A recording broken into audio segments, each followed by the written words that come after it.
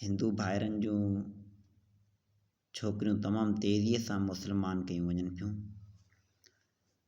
ॾिसो खणी त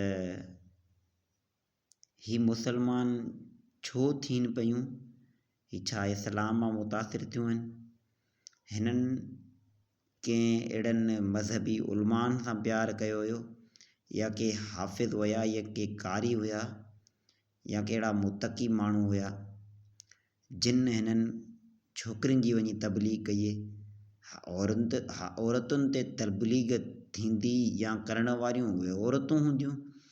इस्लाम में त इहो रवाजु आहे त बाबा ग़ैर जेका औरत आहे उन सां तव्हां ॻाल्हाए बि नथा सघो, उन जे तव्हां वेझो बि नथा वञी सघो। ऐं इस्लाम त इहो थो चवे त पराई औरत जो तव्हांखे मुंहुं कोन्हे ॾिसणो, या पराई मर्द साम्हूं उहा औरत मुंहुं बि नथी ॾेखारे सघे।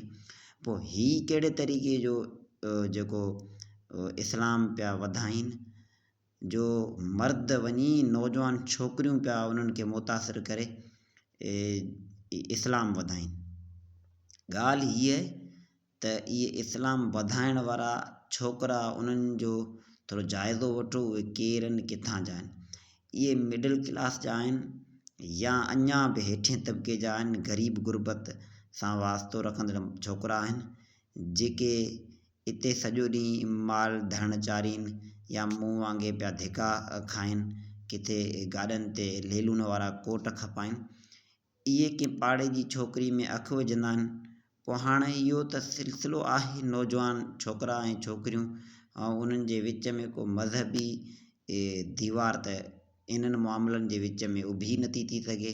इंसाननि जूं नज़रुनि सां मिलनि थियूं, ख़ासि करे हिकु जेॾा हुजनि था, या इहा उमिरि हूंदी आहे जेका कंट्रोल्ड कोन्हे का।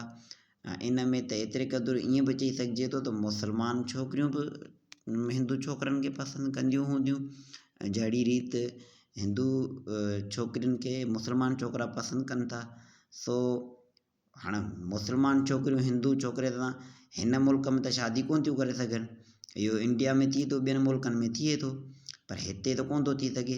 हिते वरी हीअ कार हीअं आहे जो उहे ग़रीब गुरबत सां वास्तो रखंदड़ छोकिरा आहिनि, उहे कंहिं छोकिरी में हथु विझनि था। छोकिरी में हथु विझण खां पोइ उन्हनि खे वॾो सहारो मिले थो, जो उन छोकिरी खे कलमो भराइनि था कंहिं मुल्ले वटि या कंहिं पीर वटि।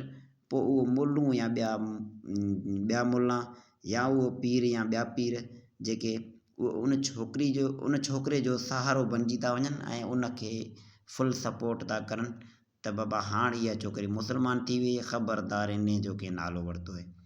जेकॾहिं तव्हां इहो जाइज़ो वठो त इहे साॻी मुसलमान छोकिरा, मुसलमान छोकिरियूं बि पंहिंजे ई क्लास जूं जेके आहिनि उन्हनि सां या उन्हनि ख़ानदाननि मञा कंहिं सां प्यार व्यार कंदड़ आहिनि छोकिरियूं या छोकिरा, त कंहिं बि अहिड़े मामले ते कंहिं मुसलमान छोकिरे, कंहिं मुसलमान छोकिरी साॻी क्लास जी छोकिरी खे भॼायो आहे त उन ते लठ धुको लॻा हूंदा या माण्हू मुआ हूंदा हींअर ताईं, या को अहिड़ो मामिलो मसइलो ऊभो थियो हूंदो। पर छोकिरी जेकॾहिं हिंदुनि जी भॼे थी त हिंदुनि पारां को रद्द अमल कोन थो अचे। उन करे जो हिंदू वीचारा पंहिंजा कन बचायो पिया आहिनि। हाणे जेकॾहिं ॻाल्हाइनि था त छोकिरी भरे छॾियो कलमो छोकिरे जे चवण ते, उहो प्यार व्यार जे चकर में अची हाणे हिंदू जे करे ॻाल्हाइनि था त उन्हनि जा घर था साड़जनि ऐं पाण था मरनि, त उहे वीचारा चुप जो रोज़ो रखियो वेठा आहिनि।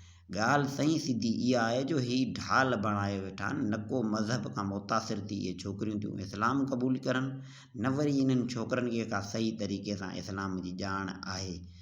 इन्हनि खां वञी पूरे तरह सां पुछे, इन्हनि मां ख़ासि करे उन्हनि छोकिरनि खे जिन छोकिरियुनि खे मुसलमान बणायो, चूंडे उन्हनि छोकिरनि खे, त उन्हनि खां पुछो इस्लाम जा रुकन घणा आहिनि ऐं गुस्ल में फ़र्ज़ घणा आहिनि, विज़ू में फ़र्ज़ घणा आहिनि। इस्लाम त इहो थो चवे त तव्हांखे ग़ैर जेका औरत आहे उनजो तव्हांखे मुंहुं ॾिसण बि जेको उहो जाइज़ कोन्हे को, ऐं कंहिं ग़ैर औरत सां तव्हां ॻाल्हाए बि कोन था सघो। पोइ तव्हां उनखे कीअं वञी दीनी तइलीम मां मुतासिर कयो जो तव्हां मुसलमान बणायो। अहिड़े नमूने जा उन्हनि खां सवाल करे ॾिसो, उन्हनि जूं मतियूं ई मुंझी वेंदियूं त ही ॻाल्हाइनि छा पिया, असांखे त अहिड़ी शइ कंहिं शइ जी ख़बर कोन्हे। सो ॻाल्हियूं मिड़ी सफ़ा सिधियूं इहे पियूं आहिनि। अहिड़ी रीति असांजे हिंदू भाइरनि खे पंहिंजी छोकिरियुनि खे तइलीम तरबियत सां गॾोगॾु इहो बि सम्झाइजे त बाबा ही हिते मज़हबी तफ़रक़ो आहे, मज़हबी तफ़रक़े में पंहिंजो पाण खे बि बचाए रखिणो आहे। ऐं अहिड़ी रीति जेकॾहिं उन्हनि ते बि के पाबंदियूं मढ़ियल आहिनि, जेके रस्मूं रिवाज आहिनि, जेके उन्हनि खां आज़ादी, उन्हनि खां मर्ज़ी वग़ैरह खसीनि था मज़हबी जेको रवायतुनि जे आधार, त उन्हनि खे बि उहा आज़ादी ॾिनी वञे, उन्हनि खे एतिरो क़ैद न बणायो वञे। क़ैद बणाईंदा त लाज़मी इंसान फितरती आज़ादु आहे, पोइ इंसान त पाण पंहिंजी उॾाम उॾंदो न, पोइ उहा छोकिरी हुजे छोकिरो हुजे। हाणे उन्हनि छोकिरनि खे इहो सिर्फ़ु सम्झाइनि त हिन जेके मुस्लमान छोकिरा जिन शादियूं कयूं हुयूं, या जेके ॻोठनि में ई चङा मुड़ुस ॾिसो था, वॾेरनि जो कातो लॻायो, उन्हनि वॾेरनि मां हिते सिंध जे वॾेरनि तक़रीबन कंहिं न कंहिं वॾेरे 8 वॾेरनि मञा पक 5 वॾेरनि त कंहिं न कंहिं हिंदू औरत खे विहारियो हूंदो, या उनखे नाले मात्र मुस्लमान कयो हूंदो। पोइ उन मां जेको उनजो औलाद थियो, उहो औलाद अॼु बि दर उन वॾेरे जे ॿियनि अज़ीज़नि माइटनि रिश्तेदारनि उन औलाद खे न क़बूलियो, न उन औलाद खे उन मिल्कियत मां हिसो मिलियो। उहे वॾेरा त मरी विया, पर हाणे उन्हनि वारो औलाद न रहियो मुस्लमान, न रहियो हिंदू। सो अहिड़ा किसा, अहिड़ियूं हक़ीक़तूं जेके अॼु बि आहिनि, ऐं पंहिंजे तर जा खणी नाला ॿुधाईंदे देरि कोन कयां, अहिड़ा जेके साम्हूं पंहिंजे मिसाल पिया आहिनि, उहे छोकिरियुनि खे सम्झाइजनि, छोकिरियुनि खे ॿुधाइजनि त ही अहिड़े नमूने सां ज़ुल्म पियो थिए। तव्हां हितां ते वेंदियूं, हुतां बि वेंदियूं,